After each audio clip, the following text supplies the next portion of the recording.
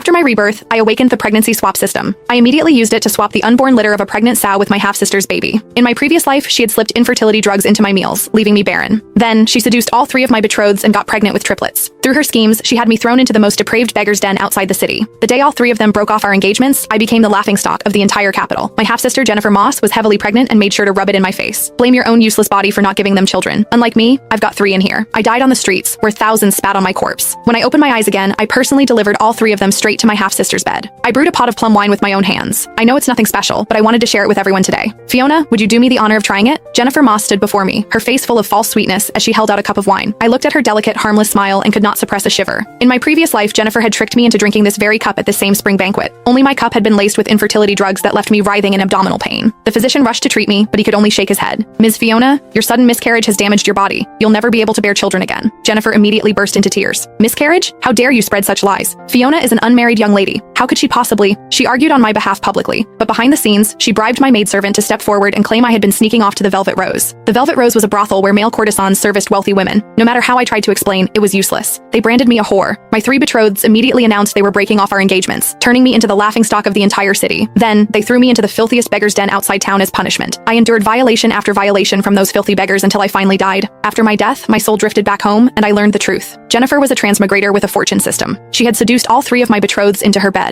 With her pregnancy, the 3 men spoiled her rotten. Using them as her backing, she forced my mother to drink poison. After Mother and I died, she brazenly seized Mother's dowry, stole everything that was mine, and became the matriarch of the Moss household. She even had our bodies thrown into a mass grave to be devoured by wild dogs. Thinking of my past life, I could barely contain my towering hatred. Looking at Jennifer's innocent smile now, I wanted nothing more than to lunge forward and cut her into 1,000 pieces to avenge myself. Still, heaven took pity on how miserably I died in my last life and gave me a second chance. They let me come back to deal with these 4 scum, and I even awakened the pregnancy swap system. Seeing that I had not responded, Jennifer's syrupy voice rang out again. You don't think it's terrible, do you, Fiona? I'm not very good at making wine, but I picked every plum myself. I chose only the best and largest ones and spent 2 whole months preparing this. She looked pitiful and even managed to squeeze out a few tears. Before I could respond, my 3 betrothed stood up with darkened faces. Quinn Hartley pointed at me angrily. Fiona, what are you acting so high and mighty for? The other 2, Liam Kent and Grayson Dash, joined in accusing me. Fiona, do you know Jennifer almost fell from a tree making this wine? If you don't want it, fine, but don't insult her. They were trying to force me to accept Jennifer's cup. In my last life, these people were the ones who caused my miserable death. The 3 of them had been raised in the Moss household since childhood. If I had not elevated them to the position of betrothed wards with comfortable lives, they would have starved to death on the streets long ago. Now they were pressuring me for the sake of an illegitimate daughter, completely disregarding my dignity. I smiled coldly and took the cup of wine. How could I possibly look down on the wine Jennifer made herself? But this wine is too precious for me to enjoy alone. Pour a cup for everyone. Why should I suffer alone when we could all suffer together? After all, the wine was laced with infertility drugs. Seeing that each of my 3 betrotheds had a cup in front of them, I drained mine first in one gulp. A flicker of panic crossed Jennifer's face. She tried to stop the 3